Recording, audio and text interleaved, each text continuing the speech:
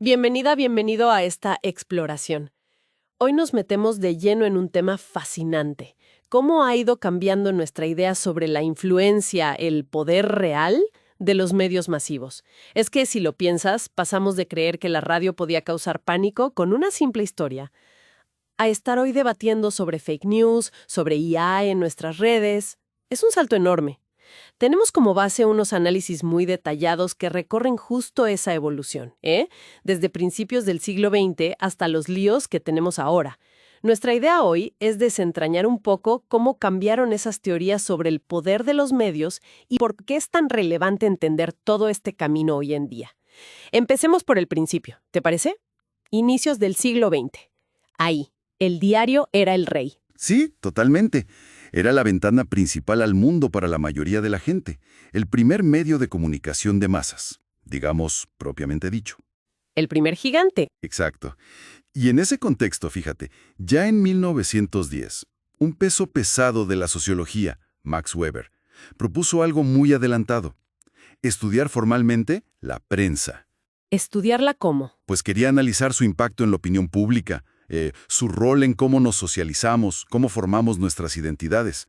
Su proyecto específico no cuajó del todo, pero fue pionero. Reconoció a la prensa como una institución con una influencia cultural y política, bueno, tremenda. Sembró la semilla para todo lo que vino después. ¡Qué visionario! Y bueno, avanzamos unas décadas, a los años 20, 30, 40. Un mundo súper convulso, entre guerras mundiales. Uf, una época muy agitada. Y aquí entra un nuevo jugador potentísimo, la radio. Ya no eran solo los periódicos o el cine mudo, todavía. Claro, la radio diversificó el acceso a la información, pero, y esto es clave, se convirtió rapidísimo en una herramienta brutal para la propaganda política. Fundamental, ¿no? Fundamental. Los regímenes autoritarios de la época, fascistas en Europa, los soviéticos, explotaron la radio de forma estratégica para moldear la opinión pública como nunca antes. Su capacidad de llegar a todos lados era inédita. Y hay un ejemplo que siempre sale a colación que ilustra ese poder de forma casi de miedo, ¿verdad? Absolutamente. El caso de Orson Welles. 1938. Un jovencísimo Welles adaptó para la radio La Guerra de los Mundos. La famosa transmisión. Exacto. Pero el realismo fue tal, usó formatos de noticiero urgente, que causó pánico masivo. Mucha gente creyó de verdad que nos estaban invadiendo los marcianos. Increíble. Demostró la influencia directa, potente, que la radio podía tener.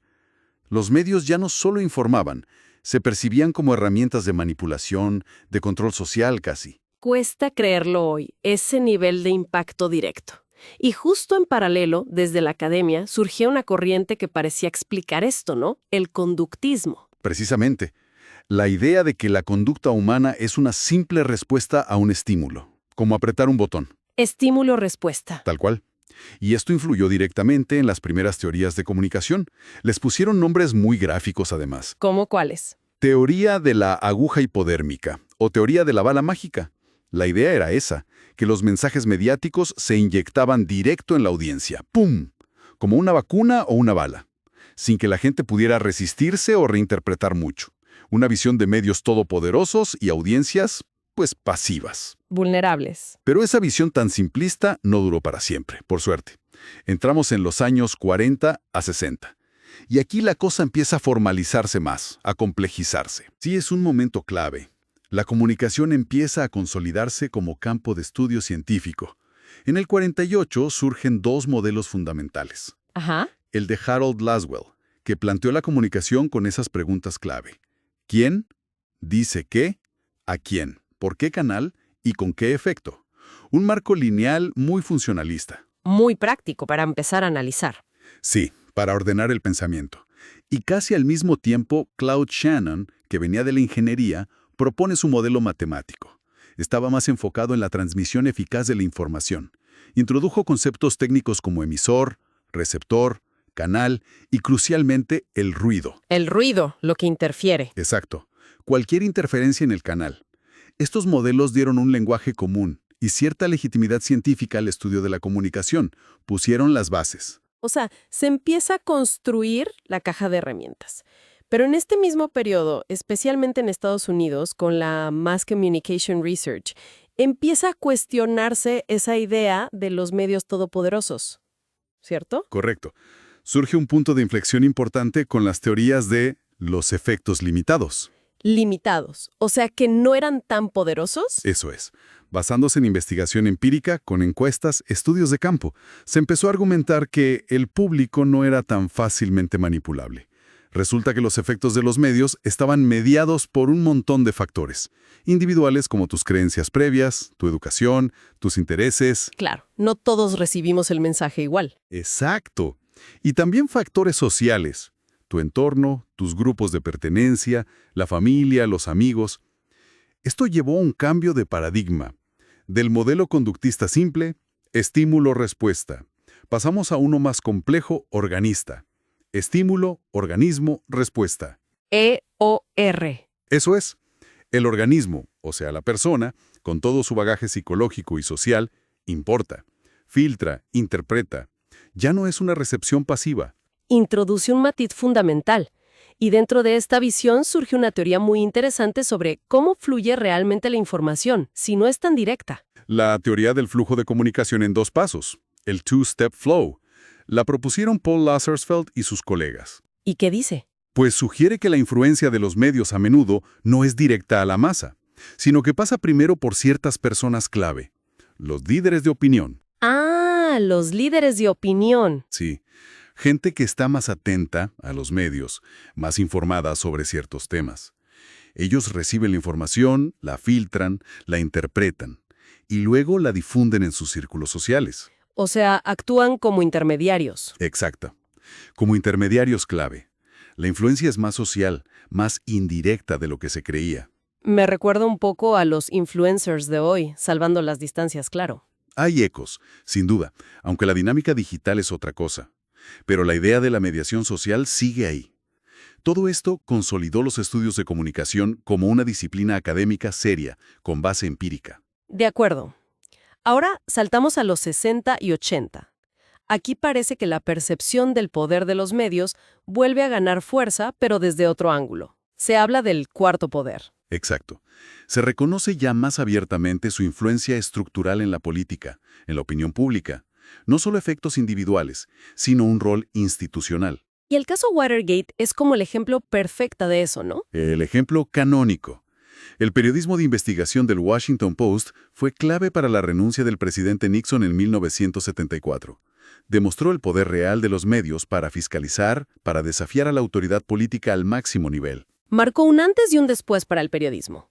Y también en esta época surgen figuras que nos hacen pensar no solo en el contenido, sino en el medio en sí mismo. Pienso en Marshall McLuhan. Ah, McLuhan, figura polémica pero visionaria. Su famosa frase, el medio es el mensaje. Que todavía da que hablar. Y tanto. Su idea central es que la tecnología de comunicación que usamos, sea la imprenta, la radio, la TV y o Internet, el móvil, no solo transmite información. Lo que dice es que la tecnología misma transforma nuestra manera de percibir el mundo, de interactuar y, por extensión, reconfigura la sociedad. Cada nuevo medio cambia las reglas del juego. Una idea muy potente. No es solo qué vemos, sino el hecho de verlo en un medio específico lo que nos afecta. Y en este periodo también se exploran efectos más sutiles, cognitivos, sociales. Sí, emergen teorías importantes que miran efectos a más largo plazo, como la del distanciamiento en el conocimiento o knowledge gap. ¿Distanciamiento? ¿Cómo es eso? Plantea algo paradójico, que la difusión masiva de información, en lugar de igualar, puede aumentar la brecha de conocimiento entre la gente con más y menos nivel educativo. Los más educados adquieran y procesan información más rápido, ampliando la diferencia con los menos educados. Podría generar desigualdades informativas. Qué interesante y preocupante a la vez. Y otra teoría muy influyente de la época es la espiral del silencio, de Elizabeth Noel Neumann. La espiral del silencio suena un poco ominoso. Examina cómo la percepción de cuál es la opinión dominante afecta si expresamos o no puntos de vista minoritarios. Si creemos que nuestra opinión va en contra de lo que piensa la mayoría y esa percepción de mayoría a menudo la moldea los medios, pues tendemos a callarnos. Por miedo al aislamiento social. O sea, los medios, al destacar ciertas opiniones, ¿pueden hacer que otras desaparezcan del debate público? Exacto. Potencian el silencio de las voces disidentes sin necesidad de censura explícita. Ambas teorías muestran cómo los medios influyen en nuestros procesos mentales y en la estructura social de formas bastante complejas. Llegamos a los 80s y 90s, un periodo de reflexión, pero también de cambios globales enormes. Sí, se profundiza en cómo influyen los medios. Surge con mucha fuerza la teoría de la agenda setting, el establecimiento de la agenda. Ah, esta es muy conocida. Muy influyente. La idea no es tanto que los medios nos digan qué pensar sobre un tema, sino sobre qué temas pensar. Al seleccionar qué noticias cubrir, a qué darle prioridad, cuánto espacio, básicamente dictan la agenda pública. Definen qué es lo importante, sobre qué tenemos que tener una opinión. Marcan el temario de la conversación social. Justo. Y paralelamente, a nivel global, crece la preocupación por la concentración de medios en pocas empresas controlando mucha información y el desequilibrio informativo entre el norte y el sur global. El informe McBride que mencionabas. Exacto. El informe McBride de la UNESCO fue un hito. Abogó por un orden comunicacional más diverso, más inclusivo, más equilibrado. Cuestionó el dominio occidental en los flujos de noticias y cultura. Y todo esto en un contexto de cambios geopolíticos brutales. La caída del muro de Berlín, el fin de la Guerra Fría, el inicio de una globalización mucho más intensa, también en la comunicación. Nuevas preguntas sobre el rol de los medios en ese mundo que se estaba reconfigurando. Definitivamente. Subrayó la necesidad de repensar el papel de los medios en formar una sociedad global que estuviera, informada y conectada de una manera más equitativa. Y así, casi sin darnos cuenta, entramos de lleno en la era digital. Los 90. La famosa sociedad de la información. Una transformación radical, sí. Por un lado, se acelera la transnacionalización de los medios mediáticos. Grandes conglomerados expandiendo su influencia global. Intensificando esas preocupaciones sobre concentración y diversidad cultural. Correcto. Pero la clave es la convergencia tecnológica. Lo digital empieza a fusionarlo todo. Texto, audio, video, datos. Se crea un ecosistema mediático híbrido. El contenido empieza a fluir por múltiples plataformas. Nace el periodismo digital, el hipertexto, la hipermedia. Narrativas no lineales, interactivas. Cambia todo. Mencionaste a Manuel Castells antes. Su trabajo parece clave aquí. Fundamental. La era de la información de Castells analiza justamente estos cambios como un nuevo paradigma que redefine la economía, la política, la cultura global. La sociedad red. Y con eso llegamos al siglo XXI, a nuestros días, donde los desafíos parecen, multiplicarse exponencialmente. Sin duda. La rápida evolución tecnológica y este entorno mediático globalizado plantean retos sin precedentes. Se necesita una revisión constante de las teorías. ¿Cuáles serían los principales desafíos ahora mismo? Que no para. ¿Cómo se crea, distribuye y consume contenido hoy? 2. Comprender a fondo la comunicación en la era digital. Las nuevas formas de interacción social online, las comunidades virtuales, la identidad digital. 3. El gran problema de la desinformación y las fake news. Es un tema central hoy. Central y muy grave. Amenazan la democracia, el debate público informado. Es un desafío enorme. ¿Qué más? 4. Entender el impacto de la inteligencia artificial y la automatización. Cómo afecta la creación de contenidos, autenticidad, la creatividad. Los sesgos algorítmicos. Estamos en plena explosión de eso. Y supongo que la sostenibilidad de los medios sigue siendo un tema. Y 5. Exacto. La sostenibilidad de los modelos de negocio, sobre todo del periodismo de calidad, en esta transformación digital constante. Es una lucha continua. Afrontar todo esto requiere colaboración.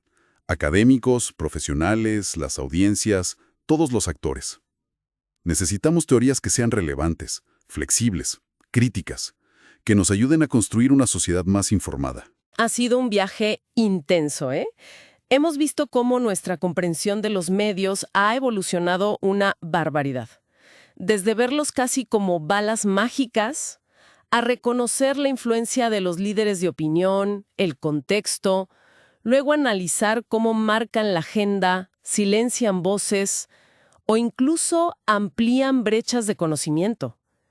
Y ahora, enfrentarnos a esta complejidad digital con la IA, la desinformación. Exacto. Esta historia nos muestra una constante, la necesidad de adaptar nuestras herramientas de análisis a medida que la comunicación cambia. El pasado nos enseña mucho sobre el poder y la responsabilidad de los medios. Y esos aprendizajes son cruciales hoy para navegar la desinformación, los sesgos algorítmicos, los avances tecnológicos que van a toda velocidad. El objetivo, en el fondo quizás sigue siendo el mismo, fomentar una comunicación más ética, más crítica, que fortalezca, en lugar de debilitar, una sociedad consciente y democrática. Y para seguir reflexionando, una pregunta que me queda picando. Si en poco más de un siglo hemos pasado del periódico como novedad a debatir sobre IA generando noticias, ¿qué desafíos o teorías de la comunicación completamente nuevas que hoy ni imaginamos podrían surgir en las próximas 2 décadas?